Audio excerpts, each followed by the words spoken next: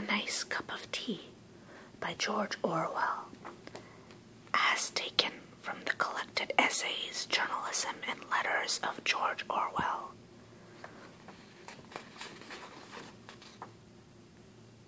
If you look up tea in the first cookery book that comes to hand, you will probably find that it is unmentioned, or at most you will find a few lines of sketchy instructions which give no ruling on several of the most important points. This is curious, not only because tea is one of the mainstays of civilization in this country, England, as well as in Eyre, Australia, and New Zealand, but because the best manner of making it is the subject of violent disputes. When I look through my own recipe for the perfect cup of tea, I find no fewer than 11 outstanding points. On perhaps 2 of them, there would be pretty general agreement, but at least 4 others are acutely controversial. So here are my own 11 rules, every one of them which I regard as golden. First of all, one should use Indian or Ceylonese tea. China tea has virtues which are not to be despised nowadays. It is economical, and one can drink it without milk, but there is not much stimulation in it. One does not feel wiser, braver, or more optimistic after drinking it. Anyone who has used that comforting phrase, "a nice cup of tea," invariably means Indian tea. Secondly, tea should be made in small quantities, that is, in a teapot. Tea out of an urn is always tasteless, while army tea made in a cauldron tastes of grease and whitewash. The teapot should be made of china or earthenware. Silver or Britannia-ware teapots produce inferior tea, and enameled pots are worse, though curiously enough, a pewter teapot, a rarity nowadays, is not so bad.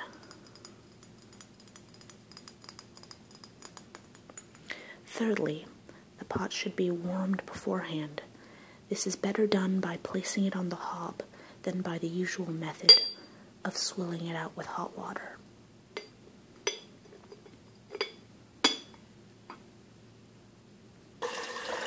Fourthly, the tea should be strong. For a pot holding a quart, if you are going to fill it nearly to the brim, 6 heaped teaspoons would be about right. In a time of rationing, this is not an idea that can be realized on every day of the week, but I maintain that 1 strong cup of tea is better than 20 weak ones. All true tea lovers not only like their tea strong, but like it a little stronger with each year that passes, a fact which is recognized in the extra ration issued to old-age pensioners. Fifthly, the tea should be put straight into the pot. No strainers, muslin bags, or other devices designed to imprison the tea. In some countries, teapots are fitted with little dangling baskets under the spout to catch the stray leaves, which are supposed to be harmful. Actually, one can swallow tea leaves in considerable quantities without ill effect, and if the tea is not loose in the pot, it never infuses properly. Sixthly, one should take the teapot to the kettle, not the other way around. The water should be actually boiling at the moment of impact, which means that one should keep it on the flame while one pours. Some people add that one should only use water that has been freshly brought to the boil, but I have never noticed that it makes any difference. Seventhly, after making the tea, one should stir it, or better, give the pot a good shake afterwards, allowing the leaves to settle.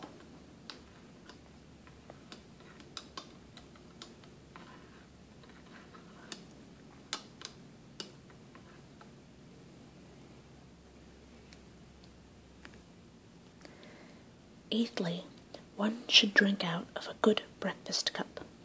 That is, the cylindrical type of cup, not the flat, shallow type.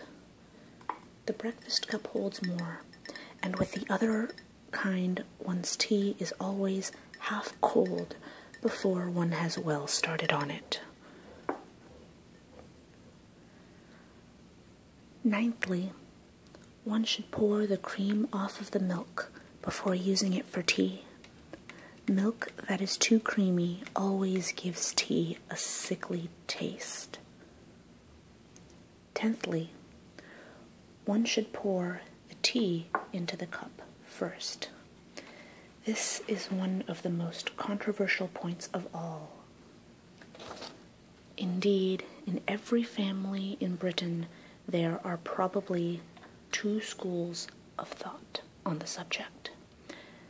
The milk first school can bring forward some fairly strong arguments, but I maintain that my own argument is unanswerable.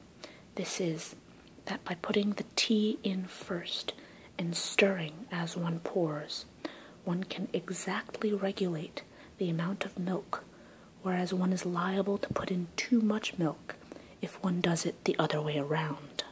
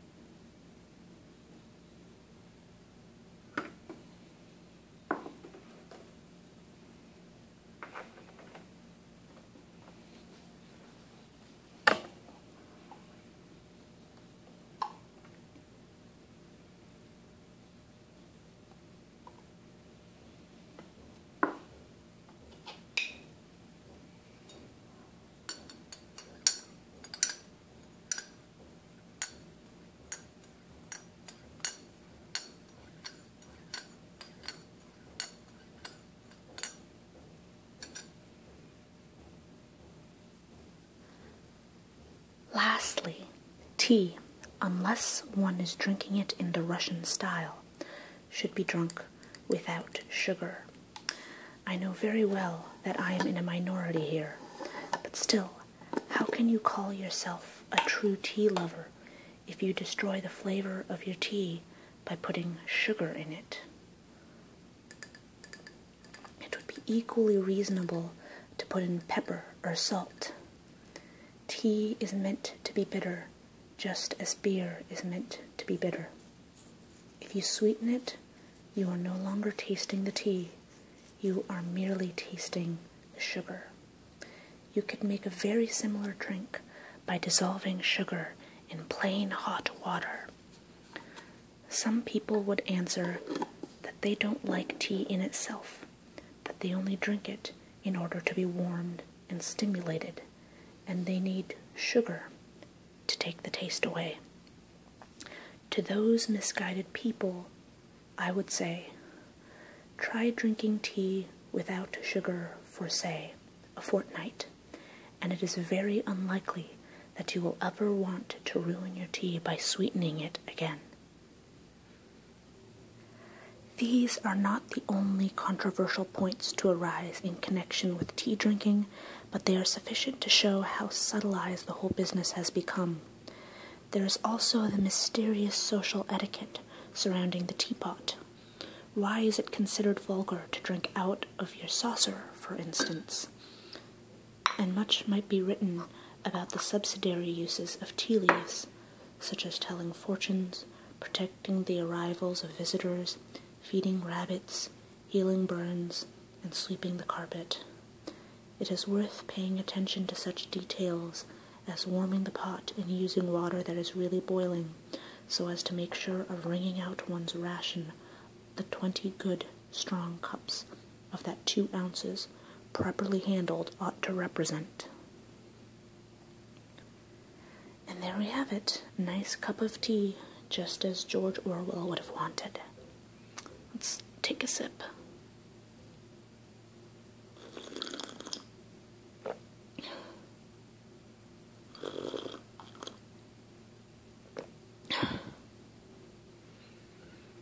Actually, I can see what he means about not wanting to put sugar in it.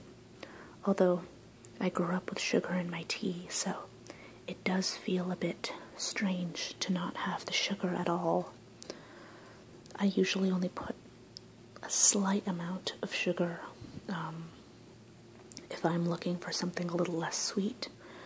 But I think my stomach kind of needs the sugar in the morning.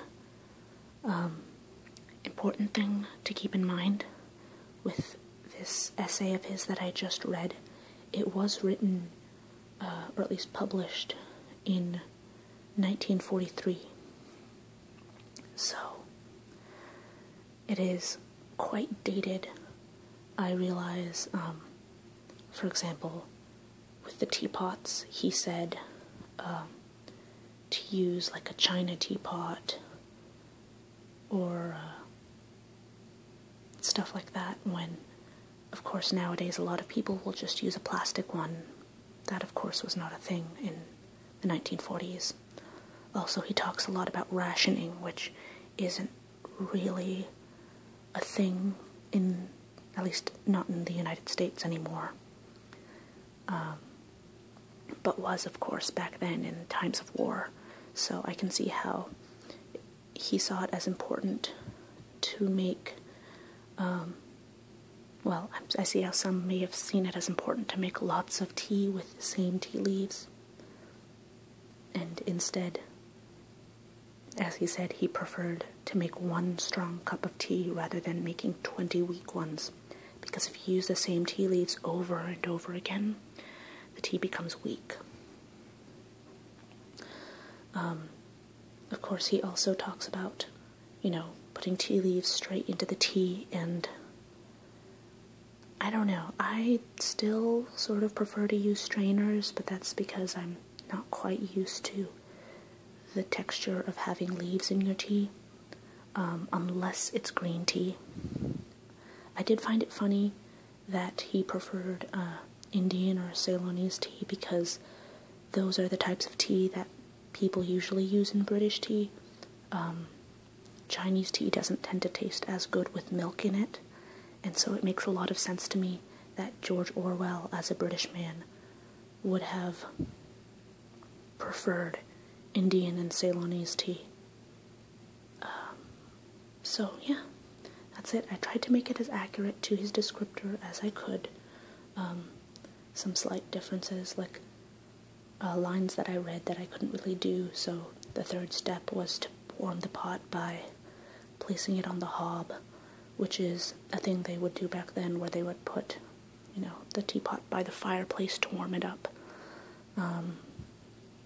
Or the fact that in my house we just use a regular pot instead of a kettle, just because that's kind of how we do it in India. So slight differences, but otherwise as accurate to his description as I could make it given what I had. And that's about it. I hope you guys like this. It was a little bit experimental, and I had a couple of requests to do something a little bit, I guess, closer spoken. I don't know how to explain this, because it's not like close speaking with me moving closer to the camera. It's me showing you stuff and whispering about it. So I hope this is sort of what you were looking for. I don't exactly have the technology for binaural anything at the moment. But I hope you guys enjoyed this. It's been a while since I've done a tea video, so when I found this writing online, I right away knew that I had to make a video for it. So that's it for today, and I will see you guys next time.